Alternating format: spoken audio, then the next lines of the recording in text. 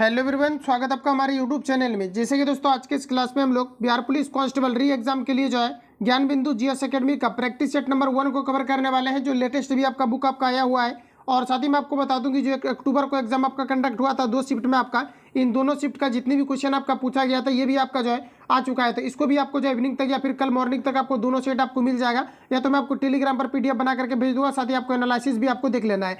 तो आज के इस क्लास में हम लोग जो आपका प्रैक्टिस सेट आपको दिया गया है इसका प्रैक्टिस सेट नंबर 1 को कवर करने वाले हैं। और साथ ही आपको मैं बता दूं कि इस बुक में क्या काफ़ी ज़्यादा आपका नोट्स भी आपको दिया गया है कि एग्जाम टाइम में आपको कैसे आपको रिवीजन करना है, सारा कुछ आपको डिटेल में जो है आपका प्रैक्टिस सेट के आपका अलावे भी आपको दिया गया। तो ये सारा कुछ आपको टेलीग्राम पर आपको भेज दिया जाएगा, तो वहाँ जाकर के आप लोग जाकर के रिवीजन करना है। और ये काफ़ी ज़्यादा आपका डिमांडेड आपका है, जो कि ज्ञान बिंदु जीएस एकेडमी की तरफ से जितनी भी आपका नोट्स हो, चाहे आपका जितनी भी आपका बुक प्रिपेयर हो, ये सारा आपका सिलेक्टिव टाइप आपका रहता है, जो एग्जाम पॉइंट ऑफ व्यू से काफ़ी ज़्यादा इंपॉर्टेंट होता है। इसलिए मैंने इसका जिक्र भी किया था और आप सभी लोगों को बताया था कि ये आपको जो है काफ़ी जल्दी मैं आपको प्रोवाइड आपको करूँगा। तो आज के इस क्लास में हम लोग जो है प्रैक्टिस सेट नंबर 1 को कवर करेंगे। तो आइए शुरू करते हैं और चीज़ों को समझते हैं।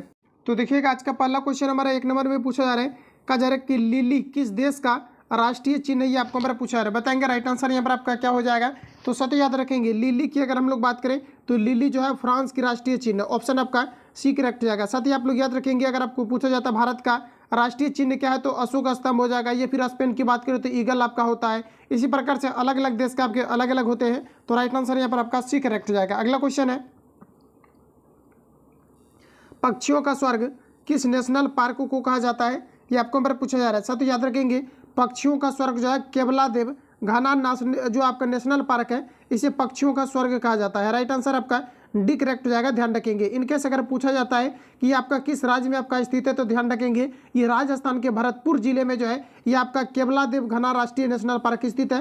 राइट आंसर आपका डी करेक्ट हो जाएगा। इससे रिलेटेड आपका क्वेश्चन आपका पूछा गया था कि रावत भाटा परमाणु संयंत्र ये किस राज्य में स्थित है, तो ध्यान रखेंगे आपका राजस्थान में स्थित है, जो कि 1 अक्टूबर को आपको पूछ दिया गया था। ऑप्शन आपका डी करेक्ट हो जाएगा। ध्यान रखेंगे। अगला प्रश्न हमारा नेक्स्ट देखिए पूछा जा रहा है, कहा जा रहा है कि विश्व रेड क्रॉस दिवस कब मनाया जाता है, ये आपको हमारा पूछा जा रहा है। सभी याद रखेंगे प्रत्येक वर्ष विश्व रेड क्रॉस दिवस जो आपके सेलिब्रेट किया जाता है ये आपका किया जाता है 8 मई को। राइट आंसर आपका एक करेक्ट हो जाएगा। ध्यान रखेंगे विश्व रेड क्रॉस दिवस प्रत्येक वर्ष कब सेलिब्रेट किया जाता है, तो आपके 8 मई को किया जाता है। ध्यान रखेंगे इंपॉर्टेंट क्वेश्चन है आपका।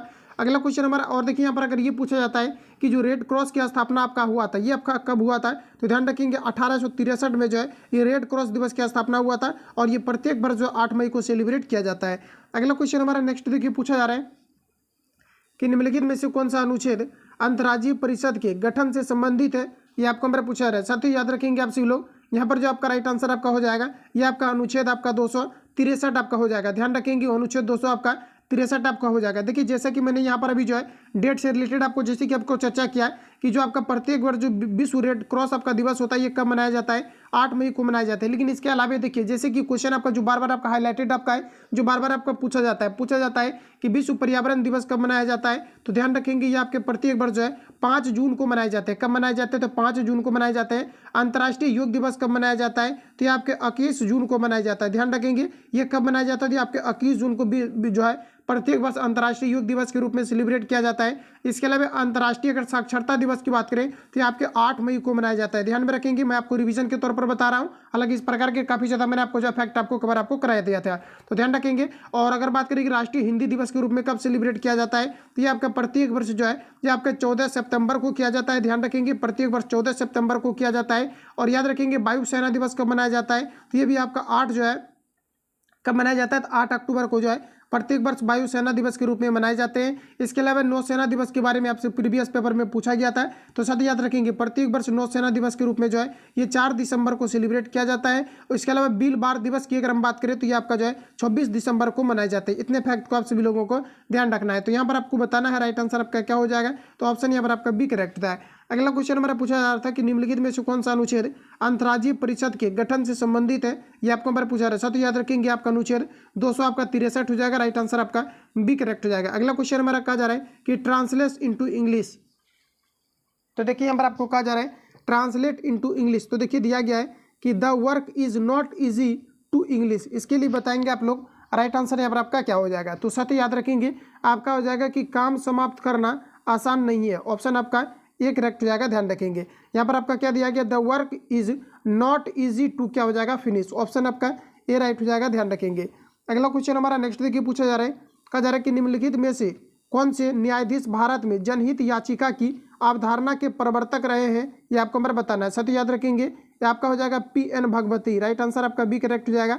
अगला क्वेश्चन हमारा कहा जा रहा है कि भारतीय संविधान की 8वीं अनुसूची में मूल रूप से कितनी भाषाएं थी, ये आपको हमारा पूछा जा रहा है। साथ ही याद रखेंगे 8वीं अनुसूची की अगर हम लोग बात करें तो टोटल इसमें जो है 14 भाषाएं आपके शामिल थे, लेकिन याद रखेंगे आप सभी लोग इसमें फिर आपका कुछ जो है भाषा को आपका जोड़ा गया है, जो कि 71वां संविधान संशोधन के तहत जो है इसमें कुछ और भाषा को आपका जोड़ा गया है, जो कि 71वां संविधान संशोधन जो हुआ था आपका 1992 में हुआ था। ध्यान रखेंगे इसमें और काफ़ी सारे भाषाओं को जो है जोड़ा गया था, जैसे कि आपका कोंकणी, मणिपुरी, नेपाली हो गया। तो ये सभी क्या है कि 8वीं अनुसूची के अंतर्गत आपका जोड़ा गया था। और फाइनली अगर देखा जाए तो इसमें टोटल जो है अभी भाषा की अगर हम लोग बात करें तो टोटल जो भारतीय संविधान में 22 भाषा को जो है मान्यता आपका प्राप्त है। तो ध्यान रखेंगे राइट आंसर जो यहाँ पर आपका हो जाएगा ऑप्शन आपका एक करेक्ट हो जाएगा। 8वीं अनुसूची में पूछा जा रहा है मूल रूप से कितनी भाषाएं थी, तो आपका हो जाएगा 14, जो कि अभी वर्तमान में अगर देखा जाए तो टोटल 22 भाषाओं को जो है मान्यता प्राप्त है। ध्यान रखेंगे राइट आंसर आपका एक करेक्ट हो जाएगा।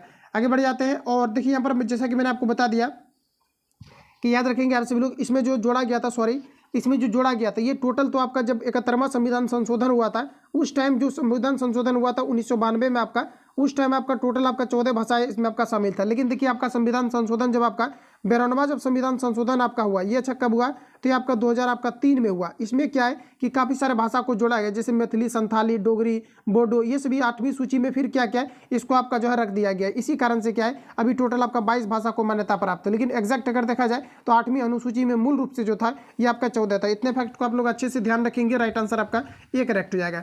अगला क्वेश्चन हमारा नेक्स्ट यहाँ पर आपको देखिए पूछा जा रहा है, कहा जा रहा है कि निम्नलिखित में से कौन सा एक मौलिक अधिकारों का सबसे सटीक वर्णन है, ये आपको हमारा पूछा जा रहा है। साथियों याद रखेंगे आप सभी लोग यहाँ पर आपका राइट आंसर हो जाएगा कि संविधान द्वारा प्रदत्त और सुरक्षित संपत्ति अधिकार, ये जो है सबसे सटीक आपका मौलिक अधिकार का सटीक आपका वर्णन है। राइट आंसर आपका यहाँ पर सी करेक्ट हो जाएगा। अब देखिए यहाँ से आपको कुछ आपको पॉइंट आपको याद रखना है, जैसे कि बराबर आपको क्वेश्चन पूछा जाता है कि मौलिक अधिकार का जो है ये मौलिक अधिकार का वर्णन ये किस भाग में दिया गया है, तो साथियों याद रखेंगे ये आपका भाग 3 में दिया गया है। इंपॉर्टेंट क्वेश्चन है इसलिए मैं काफ़ी अच्छे तरीके से आपको बता रहा हूँ। तो ये आपके भाग 3 में जो है मौलिक अधिकार के बारे में जो है फंडामेंटल राइट्स के बारे में चर्चा किया गया है। और ये आर्टिकल आपका 12 से लेकर के आपका 35 तक आपका किया गया, 12 से 35 तक को जो है मैग्ना कार्टा के नाम से भी जाना जाता है। ध्यान रखेंगे इतने पॉइंट को आप लोग। अगला क्वेश्चन हमारा देखिए पूछा जा रहा है, कहा जा रहा है कि घरों में व्यक्तिगत उपयोग में आने वाले पीसी वास्तव में है, तो बताएंगे राइट आंसर क्या हो जाएगा, तो वास्तव में आपका जो है माइक्रो कंप्यूटर है। राइट आंसर आपका ये करेक्ट हो जाएगा। ध्यान रखेंगे।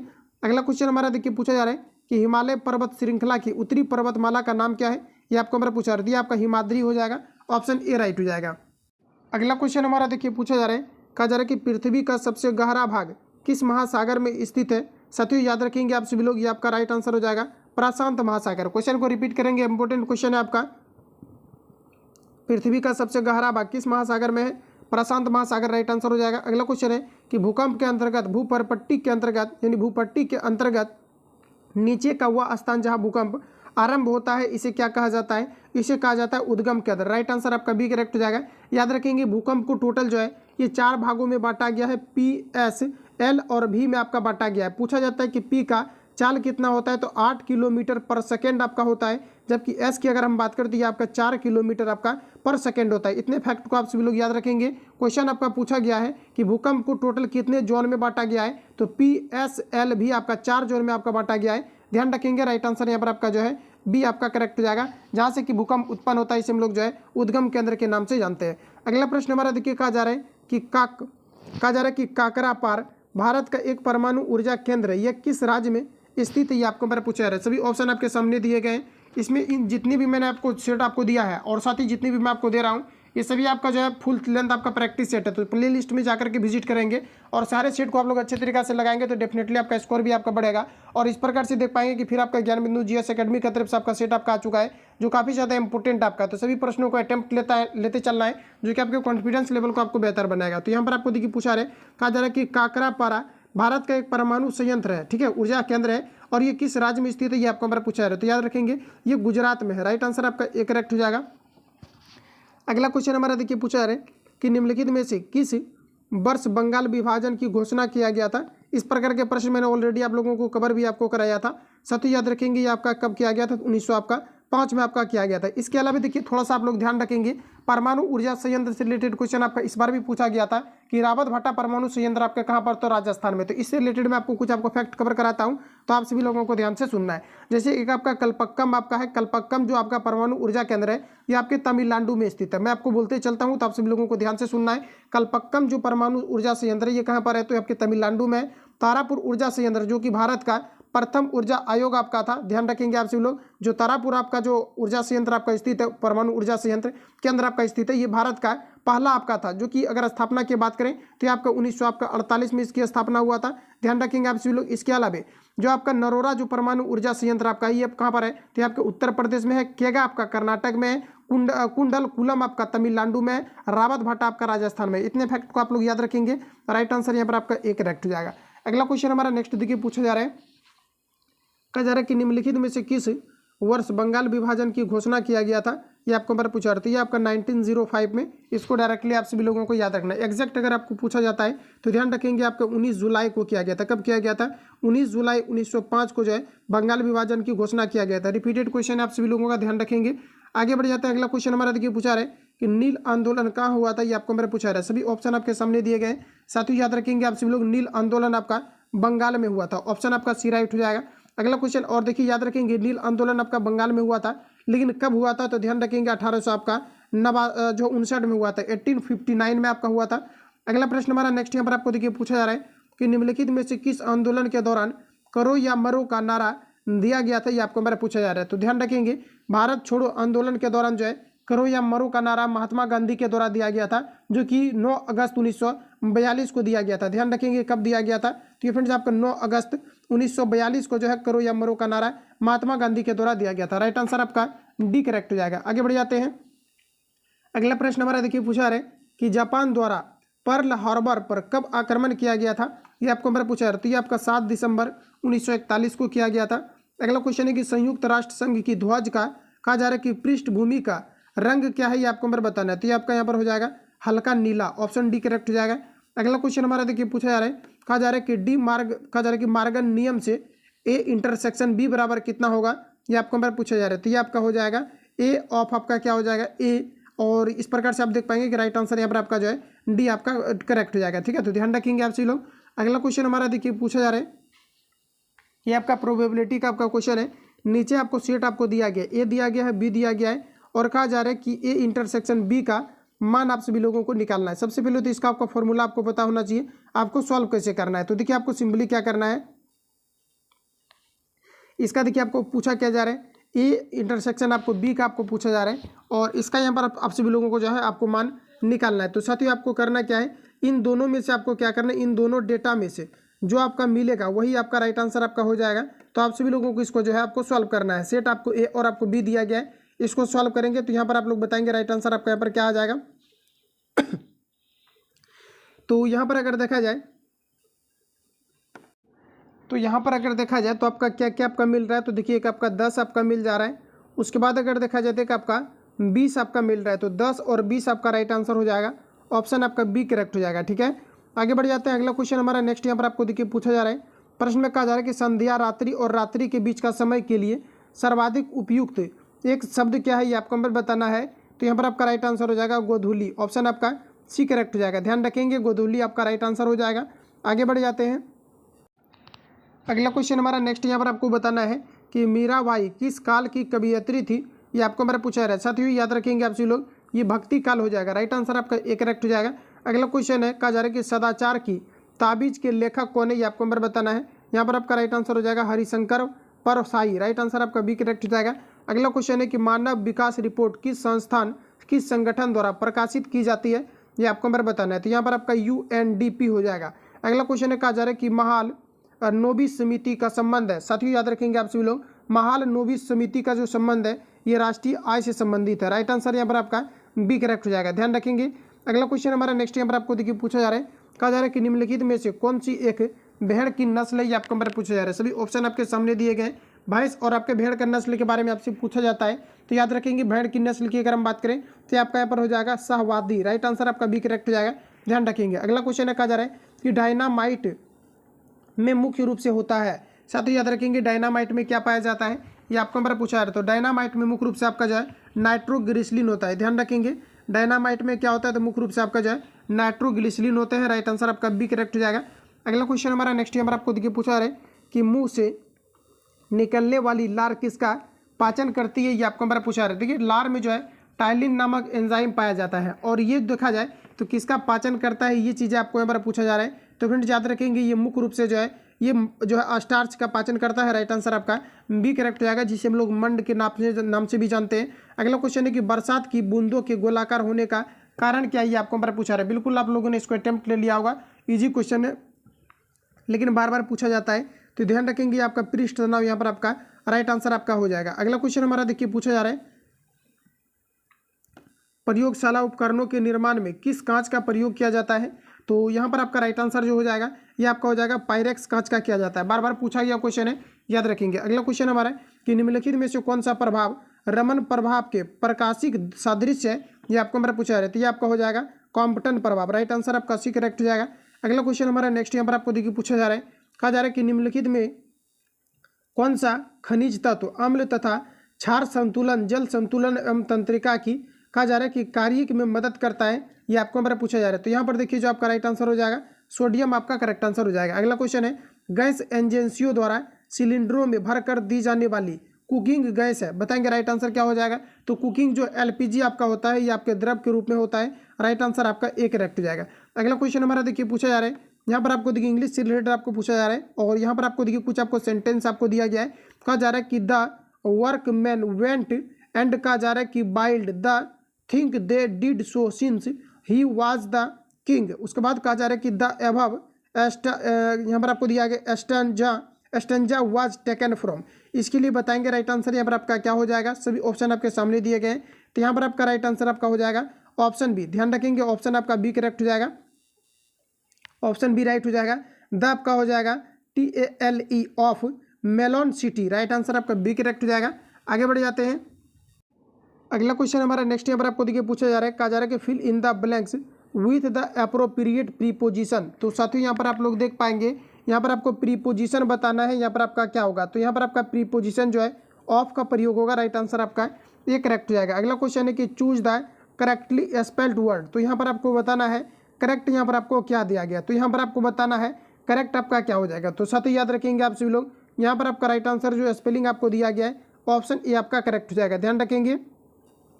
अगला क्वेश्चन हमारा नेक्स्ट यहाँ पर आपको देखिए पूछा जा रहा है कि दही में किस प्रकार का अम्ल पाया जाता है, ये आपको यहाँ पर पूछा जा रहा है। साथियों याद रखेंगे दही में जो पाए जाने वाले अम्ल होते हैं ये आपका लैक्टिक अम्ल होता है। राइट आंसर आपका एक करेक्ट हो जाएगा।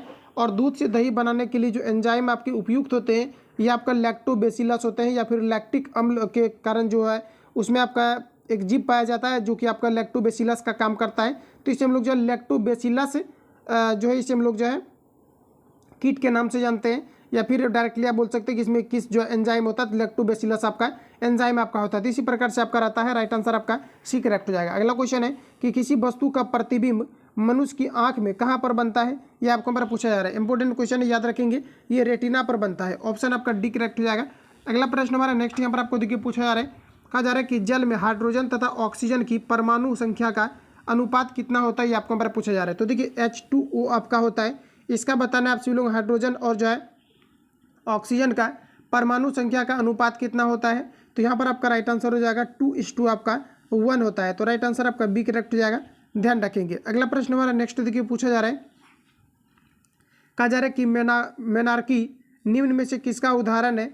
तो यहाँ पर आपको हो जाएगा कि लड़कियों में मानसिक चक्र का प्रथम बार प्रारंभ होना, ये आपका मेनार्की के नाम से जाना जाता है। राइट आंसर आपका ये करेक्ट हो जाएगा। अगला क्वेश्चन हमारा देखिए पूछा जा रहा है, इसका सिंपली आपको एलसीएम लेकर के आप सभी लोगों को सॉल्व कर लेना है। इसका जो राइट आंसर यहाँ पर आपका एग्जैक्ट आपका निकल करके आएगा ये आपका डी आ जाएगा। इसको आप लोग जो है खुद से सॉल्व करेंगे, ठीक है। आगे बढ़ जाते हैं, या फिर आप चाहो तो यहाँ पर कॉमन भी ले सकते हैं, इन दोनों में से सॉरी कॉमन नहीं आएगा, इसको डायरेक्टली आपको जो है सॉल्व कर लेना है।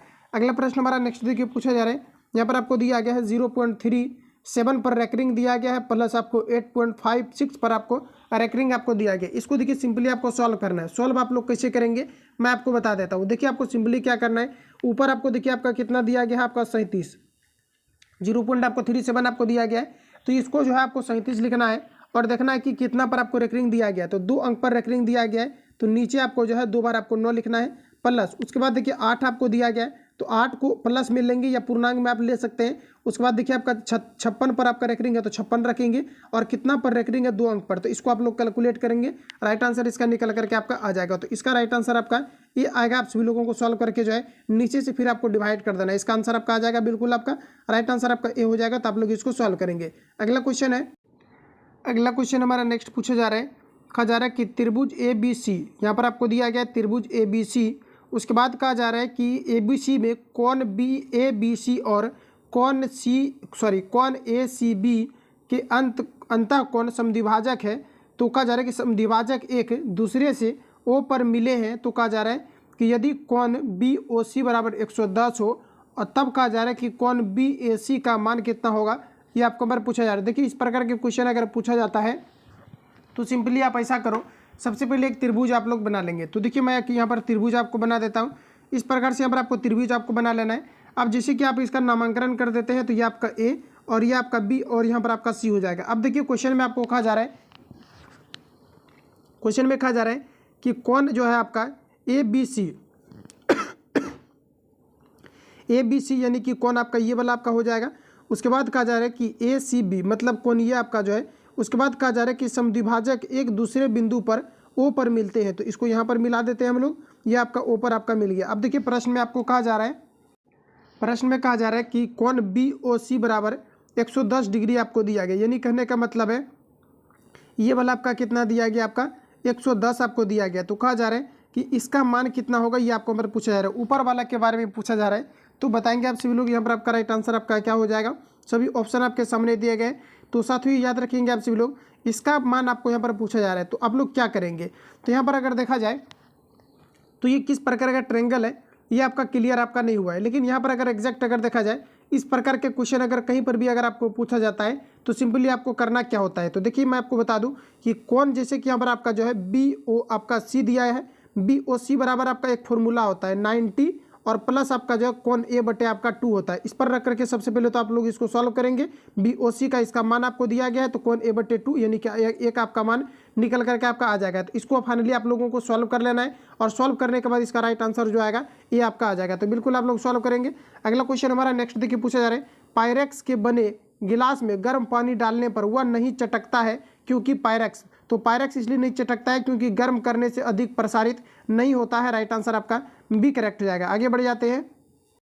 अगला क्वेश्चन हमारा देखिए पूछा जा रहा है कि निम्नलिखित में से कौन सी मानव हार्मोन में आयोडीन निहित होता है, ये आपको हमारा पूछा जा रहा है। बताएंगे राइट आंसर आपका क्या हो जाएगा। तो साथ ही याद रखेंगे आपका थायरॉक्सिन हो जाएगा, ऑप्शन आपका डी हो जाएगा। अगला क्वेश्चन है कि मानव शरीर की रचना के संदर्भ में एंटीबॉडीज होते हैं, तो एंटीबॉडीज क्या होते हैं, ये आपको हमारा पूछा जा रहा है। तो ये आपका यहाँ पर हो जाएगा ग्लाइकोलिपिड, ऑप्शन आपका डी करेक्ट हो जाएगा। अगला क्वेश्चन देखिए पूछा जा रहा है, कहा जा रहा है कि मेढक की ग्रासिका में म्यूकोसा पाया जाता है।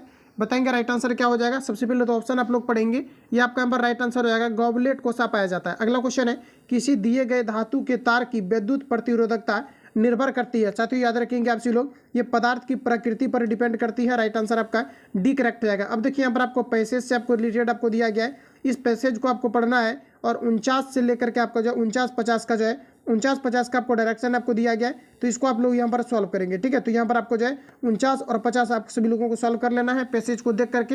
अगला क्वेश्चन हमारा नेक्स्ट यहाँ पर आपको देखिए पूछा जा रहा है।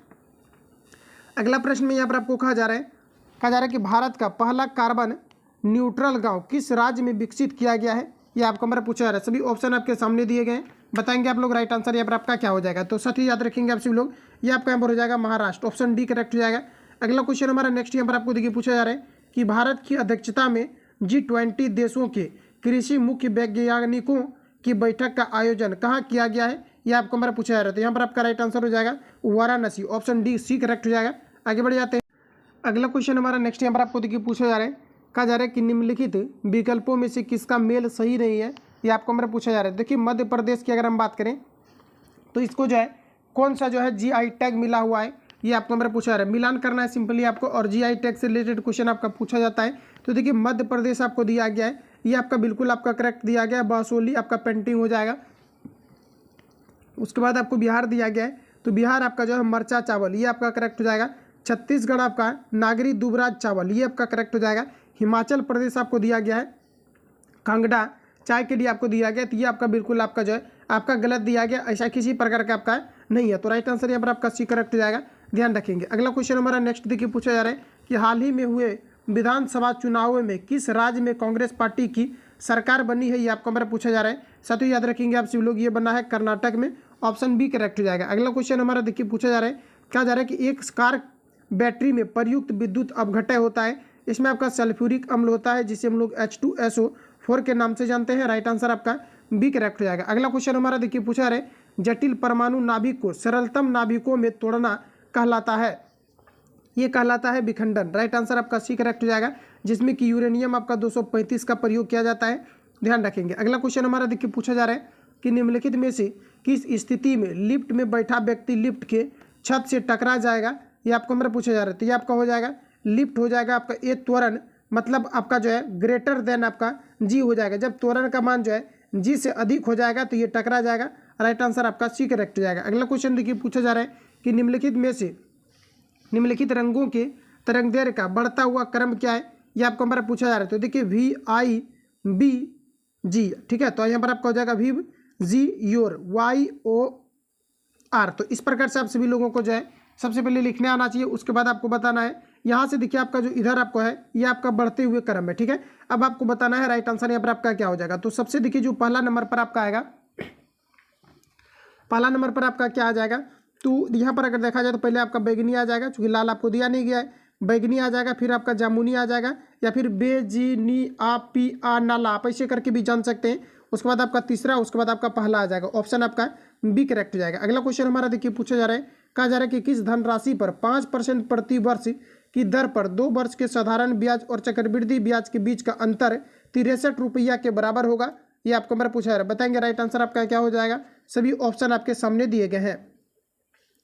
तो देखिए साथियों याद रखेंगे आप सभी लोग, यहाँ पर आपको सिंपली क्या करना है कि आपको बाय ऑप्शन आपको चलना है। क्योंकि यहाँ पर आपका टोटल अमाउंट आपको जो है आपका नहीं दिया गया, तो आप लोग ऐसा करेंगे, इसको अगर ले करके आप चलेंगे, टोटल अमाउंट को अगर इसको मान करके चलेंगे, एक बार आपको साधारण ब्याज आपको निकाल लेना है, फिर आपको कंपाउंड इंटरेस्ट आपको निकाल लेना है। कंपाउंड इंटरेस्ट के लिए मैंने बताया था फॉर्मूला 1 + P × 1 + आपका R/ आपका 100 और ऊपर आपको टाइम रख देना है। तो टाइम ही तो हमें निकालना है, टाइम यहाँ पर आपको नहीं दिया गया, और साधारण ब्याज का निकाल करके अंतर इसका कर लेना है। इसका जो राइट आंसर आपका आएगा ऑप्शन डी आपका करेक्ट हो जाएगा। इसको रखने के बाद दोनों आपका सेटिस्फाई हो जाएगा, इक्वल में लेकर के आपको चलना है। अगला क्वेश्चन हमारा नेक्स्ट देखिए पूछा जा रहा है, अगला क्वेश्चन हमारा देखिए पूछा जा रहा है, 8 सेंटीमीटर, 4 सेंटीमीटर, 2 सेंटीमीटर आयाम वाले एक ठोस घन को गलाकर 2 सेंटीमीटर कोर वाले समान घनों में ढाला जाता है, इन समान घनों की संख्या कितनी होगी, ये आपको हमारा पूछा जा रहा है। साथियों देखिए सबसे पहले आपको आयतन निकाल लेना है। ऊपर वाला अगर हम लोग घनाभ की अगर आयतन की बात करें तो आपका कितना हो जाएगा, 8 × 4 × 2 हो जाएगा, क्योंकि घनाभ का आयतन LBH होता है। उसके बाद यहाँ पर आपको घन दिया गया, तो घन का आयतन AQ होता है, तो यानी कि 2 × 2 × आपको 2 करना पड़ जाएगा, क्योंकि इस पर Q करेंगे तो आप सिंपली इसको कट कर लेना है आपको। तो यहाँ पर चलिए हम लोग कट कर देते हैं, तो 8 आपका बचेगा। तो यहाँ पर जो आपका राइट आंसर आपका आएगा ऑप्शन आपका ये करेक्ट हो जाएगा। अगला क्वेश्चन है कि वाक्य को पूर्ण होने पर कौन सा चिन्ह लगाया जाता है, ये आपको हमारा बताना है। साथ ही याद रखेंगे आपसे लोग, किसी भी वाक्य को अगर पूरा किया जाता है उसके फलस्वरूप जो चिन्ह लगाया जाता है, पूर्ण विराम लगाया जाता है। राइट आंसर आपका सी करेक्ट हो जाएगा। अगला क्वेश्चन है, अत्यंत में कौन सा उपसर्ग है, ये आपको हमारा बताना है। तो अत्यंत में आपका जो है अति उपसर्ग है, राइट आंसर आपका बी करेक्ट हो जाएगा। अगला क्वेश्चन हमारा पूछा जा रहा है, अद्भुत शब्द का समानार्थी नहीं है। साथियों याद रखेंगे, अद्भुत शब्द का समानार्थी आपका जो है द्वितीय होता है, आश्चर्यजनक होता है, अपूर्ण आपका होता है, और द्वितीय भी आपका होता है, ऑप्शन ए में दिया गया है, भयानक आपका नहीं होता है। तो राइट आंसर यहाँ पर आपका जो है सी करेक्ट हो जाएगा। अगला क्वेश्चन है, 1 पिकोग्राम बराबर होता है, 1 पिकोग्राम बराबर कितना होता है, 10⁻12 ग्राम होता है, ध्यान रखेंगे। राइट आंसर आपका सी हो जाएगा। अगला क्वेश्चन हमारा पूछा जा रहा है, कहा जा रहा है कि प्रकृति में सबसे अधिक मात्रा में पाया जाने वाला कार्बनिक यौगिक है। साथियों याद रखेंगे आप सभी लोग, प्रकृति में सबसे अधिक मात्रा में पाए जाने वाला कार्बनिक यौगिक आपका सेलुलोज हो जाएगा। अगला क्वेश्चन है कि निम्नलिखित में से किसकी व्याख्या के लिए क्वांटम सिद्धांत की आवश्यकता पड़ती है, ये आपको हमारा पूछा जा रहा है। तो प्रकाश विद्युत प्रभाव को लेकर के ऑप्शन आपका डी करेक्ट हो जाएगा। अगला क्वेश्चन हमारा देखिए पूछा जा रहा है, कहा जा रहा है कि निम्नलिखित तत्वों को उसके धात्विक गुणों के घटते क्रम में व्यवस्थित कीजिए। सभी ऑप्शन आपके सामने दिए गए हैं, यहाँ पर आपका राइट आंसर हो जाएगा। कहा जा रहा है कि धात्विक गुणों के घटते क्रम में व्यवस्थित करना है, तो यहाँ पर आपका हो जाएगा ऑप्शन बी आपका करेक्ट हो जाएगा, ध्यान रखेंगे। अगला क्वेश्चन हमारा देखिए पूछा जा रहा है, कहा जा रहा है कि make the negative of the given sentence and choose the best option. तो कहा जा रहा है कि ही इज योर फ्रेंड, इसके लिए बताएंगे राइट आंसर यहाँ पर आपका क्या हो जाएगा, तो आपका हो जाएगा ही इज नॉट योर क्या हो जाएगा, एनिमी, मतलब वो आपका दुश्मन नहीं है, इसका मतलब वो आपका क्या है, तो आपका फ्रेंड है। राइट आंसर आपका एक करेक्ट हो जाएगा, ध्यान रखेंगे। अगला क्वेश्चन हमारा देखिए पूछा जा रहा है, कहा जा रहा है कि फ़ारेनहाइट पैमाने में हिमांक तथा भाप बिंदु के बीच की दूरी को कितने बराबर भागों में बांटा गया है, ये आपको हमारा पूछा जा रहा है। तो इसे जो है 180 भागों में बांटा गया है। अगला क्वेश्चन हमारा पूछा जा रहा है कि हड्डियों में फास्फोरस डैश के रूप में पाया जाता है। तो हड्डी में फास्फोरस जो है कैल्शियम फॉस्फेट के रूप में पाया जाता है। राइट आंसर आपका बी करेक्ट हो जाएगा। अगला क्वेश्चन है, किसी झील में एक पत्थर फेंकने पर जैसे जैसे वह जल में नीचे डूबता जाता है उस उत्प्लावन बल क्या होगा, ये आपको हमारा पूछा जा रहा है। उतना उत्प्लावन बल जो होता है ये आपका एक समान रहता है। राइट आंसर आपका डी करेक्ट हो जाएगा। अगला क्वेश्चन हमारा देखिए पूछा जा रहा है कि भारत का सबसे ऊंचा बांध कौन सा है, ये आपको हमारा पूछा जा रहा है। साथ ही याद रखेंगे आप सभी लोग, भारत का सबसे ऊंचा बांध कौन सा है, तो ये आपका टिहरी बांध हो जाएगा। ध्यान रखेंगे भारत का सबसे ऊंचा बांध कौन सा है, तो ये आपका टिहरी बांध है। ध्यान रखेंगे आप सभी लोग, टिहरी बांध है जो कि उत्तराखंड राज्य में आपका स्थित है। और इसकी टोटल अगर लंबाई की बात करें तो आपका 260.5 मीटर हो जाएगा। राइट आंसर आपका बी करेक्ट हो जाएगा। तो माइंड में फिट रखेंगे कि टिहरी बांध कहाँ पर है, तो आपके उत्तराखंड राज्य में अवस्थित है। आगे बढ़ जाते हैं। अगला क्वेश्चन हमारा देखिए पूछा जा रहा है कि भारत का सबसे प्राचीन कृत्रिम बंदरगाह कौन सा है, तो साथ ही याद रखेंगे आपके चेन्नई हो जाएगा। अगला क्वेश्चन है, गुलाबी क्रांति संबंधित है, गुलाबी क्रांति किससे संबंधित है, तो प्याज उत्पादन से है। ऑप्शन ए करेक्ट हो जाएगा, ध्यान रखेंगे। इसके अलावा देखिए कई सारे ऐसे क्वेश्चन आपका पूछा जाता है, हरित क्रांति किससे संबंधित है, तो ये आपका जो है खाद्यान्न उत्पादन से, जैसे आपका गेहूं हो गया, चावल हो गया, तो इन सभी से आपका हरित क्रांति आपका रिलेटेड आपका है। श्वेत क्रांति आपका दुग्ध उत्पादन से संबंधित होता है। नीली क्रांति आपका मत्स्य उत्पादन से संबंधित होता है। ध्यान से सुनते चलेंगे, रिवीजन भी आपका हो जाएगा। तो नीली क्रांति आपका किससे हो जाएगा, मत्स्य से संबंधित हो जाएगा। भूरी क्रांति आपका किससे संबंधित हो जाएगा, तो भूरी क्रांति आपका उर्वरक उत्पादन से संबंधित होता है। रजत क्रांति आपका अंडा उत्पादन से संबंधित होता है। पीली क्रांति आपका तिलहन उत्पादन से संबंधित होता है। लाल क्रांति आपका टमाटर उत्पादन से संबंधित होता है। बादामी क्रांति आपका मसाला उत्पादन से संबंधित होता है। सुनहरी क्रांति आपका फल उत्पादन से संबंधित होता है। इसके अलावा याद रखेंगे आप सभी लोग, गुलाबी क्रांति आपका प्याज और झींगा मछली उत्पादन से संबंधित होता है। इतने फैक्ट को याद रखेंगे, यहीं से क्वेश्चन आपका हर एक बार आपका पूछा जाता है। अगला क्वेश्चन हमारा नेक्स्ट यहाँ पर आपको, तो यहाँ पर आपको क्या पूछा जा रहा था, कहा जा रहा था कि गुलाबी क्रांति किससे संबंधित है, ये आपका हमारा पूछा जा रहा है। तो ये आपका हो जाएगा प्याज उत्पादन से। राइट आंसर आपका यहाँ पर डी करेक्ट हो जाएगा। इसके अलावा झींगा मछली उत्पादन से भी आपका गुलाबी क्रांति आपका संबंधित होता है, ध्यान रखेंगे।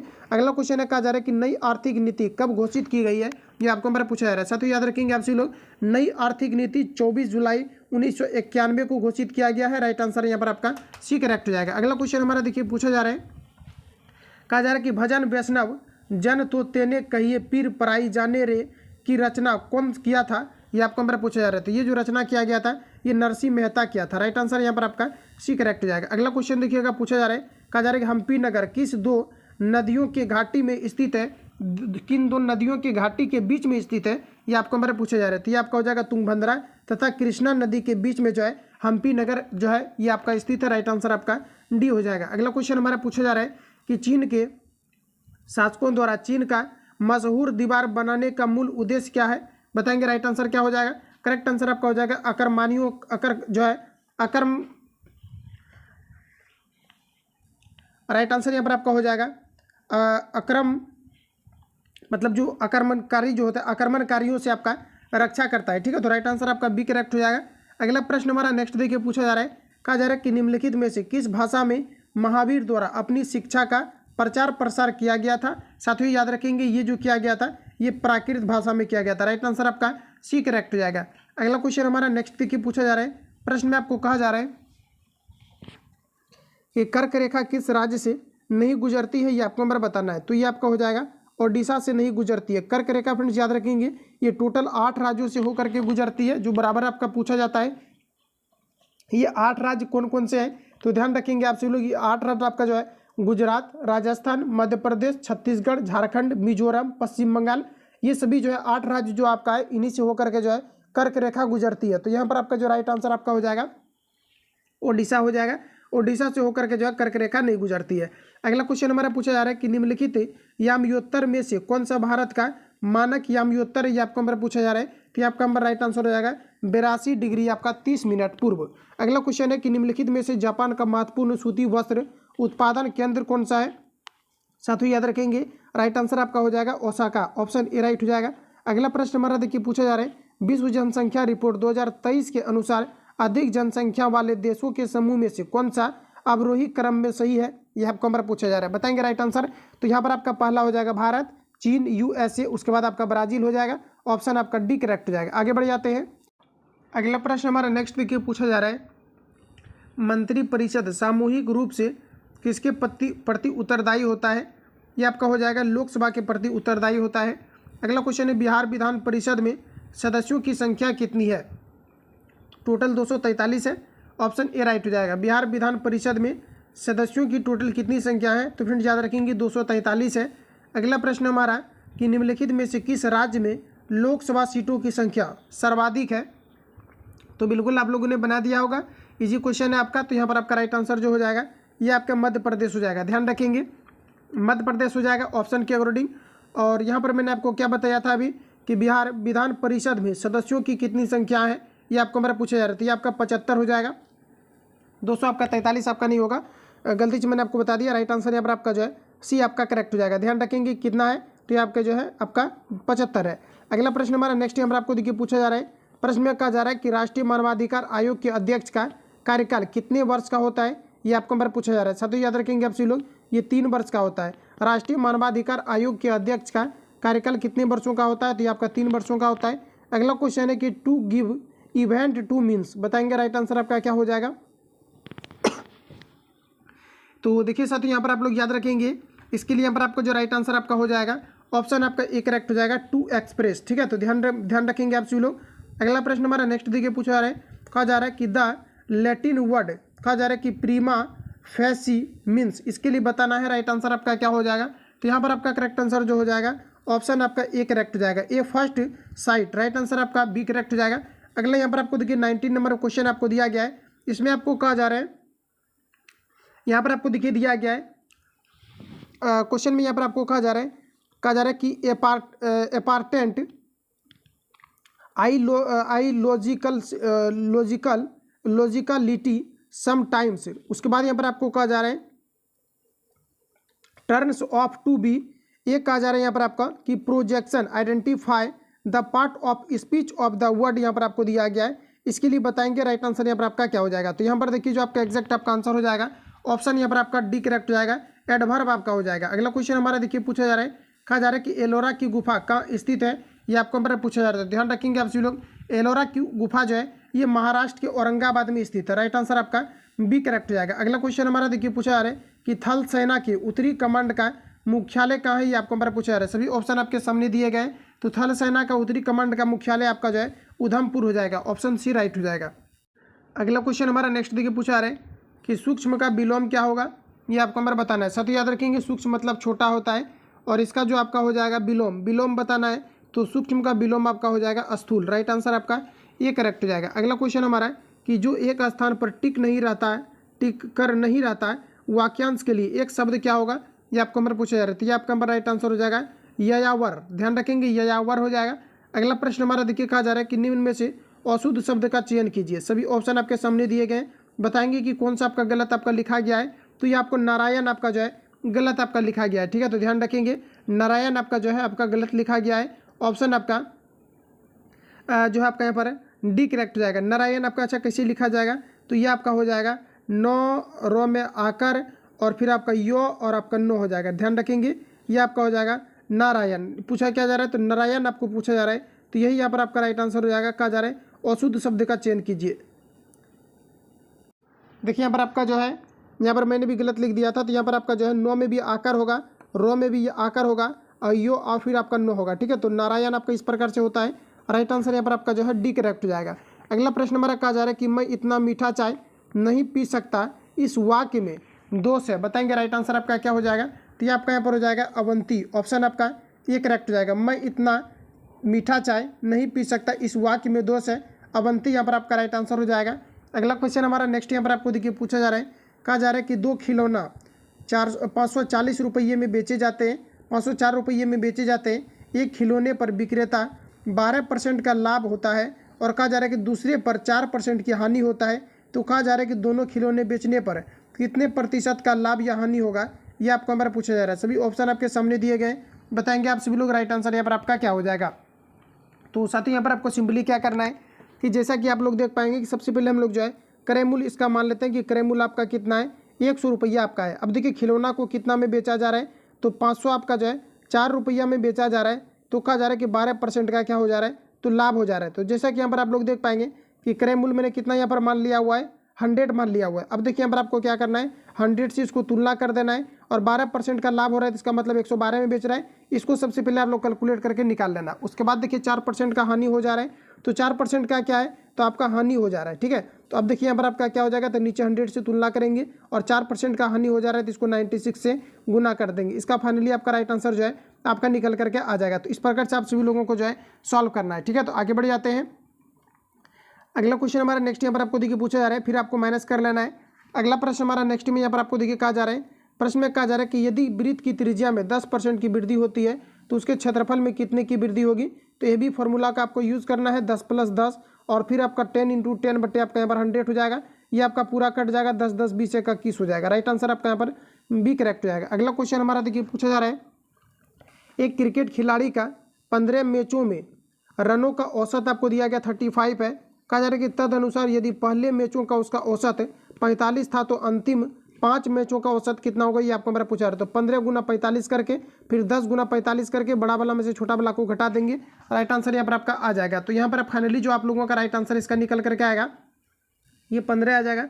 तो आप सभी लोगों को सॉल्व करना है। अगला क्वेश्चन हमारा पूछा जा रहा है कि बाढ़ से डूबे वन का संबंध है, बताएंगे राइट आंसर क्या हो जाएगा। तो बाढ़ से डूबे वन का जो संबंध है ये आपका हो जाएगा अनूप से, ऑप्शन आपका डी करेक्ट हो जाएगा। तो फ्रेंड जितने भी क्वेश्चन आपका दिया गया था इस सेट में फाइनली मैंने आपको जो कम्प्लीटली आपको रिवील आपको करा दिया। बाकी किसी प्रकार का डाउट या क्वेरीज वगैरह हो तो आप सभी लोग कमेंट करके बताएंगे। ठीक है, तो मिलते हैं नेक्स्ट वीडियो में। जो लोग चैनल पर नए हैं चैनल को सब्सक्राइब करके बेल आइकन को प्रेस कर लेना, क्योंकि जब भी वीडियो अपलोड होगा तब तो नोटिफिकेशन पहुंचते रहेगा। मिलते हैं नेक्स्ट वीडियो में, तब तक के लिए जय हिंद, बेस्ट ऑफ लक।